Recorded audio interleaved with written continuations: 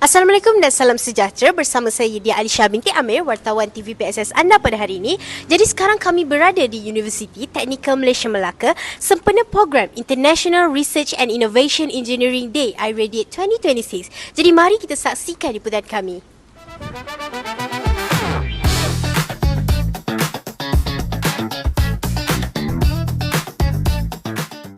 Kini, saya bersama Hurinda Mia binti Sutekno, Program Pengurusan Perniagaan. Jadi, boleh tak saya nak tanya awak satu soalan?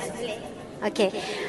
Boleh ceritakan sedikit tentang projek penyelidikan atau inovasi yang anda pamerkan pada hari ini?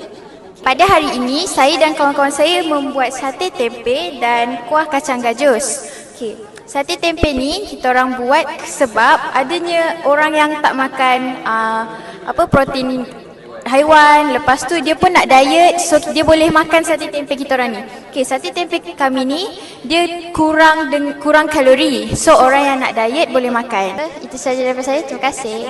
Kini saya bersama Muhammad Darimi daripada Teknologi Elektrik. Jadi saya nak tanya awak satu soalan. Okey, apakah cabaran terbesar yang awak hadapi semasa menghasilkan projek ini dan bagaimanakah awak mengatasinya? Yang pertama sekali lah masa.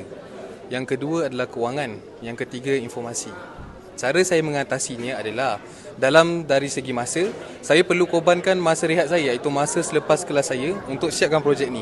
Yang kedua dari segi kewangan. Dari segi kewangan saya perlu membuat kerja sampingan. Macam saya ada tolong ayah buat kerja, dapat upah, saya habiskan duit tu untuk siapkan projek ni. Yang ketiga, dari segi informasi pula, saya ambil daripada internet seperti Google dengan media sosial iaitu TikTok. Terima kasih. Sama.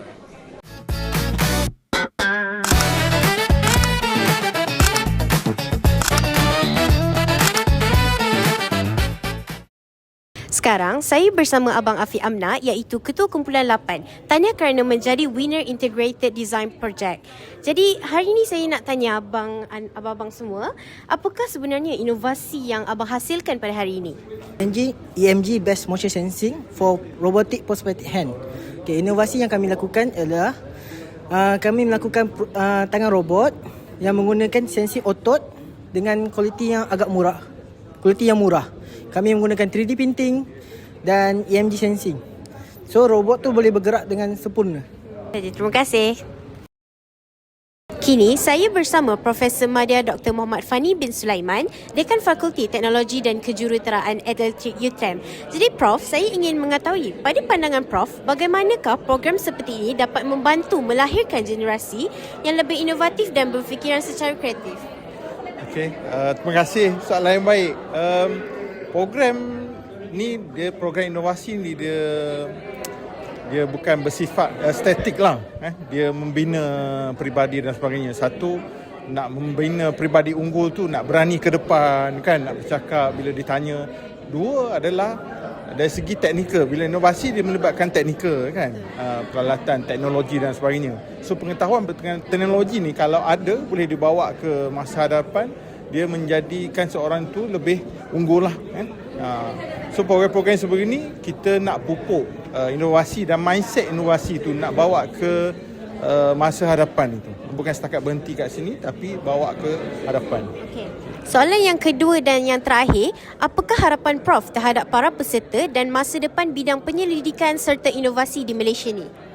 Saya berharaplah sebab kalau kita tengok di fakulti saya sendiri di FTKE ini, kita memupuk satunya semangat inovasi itu.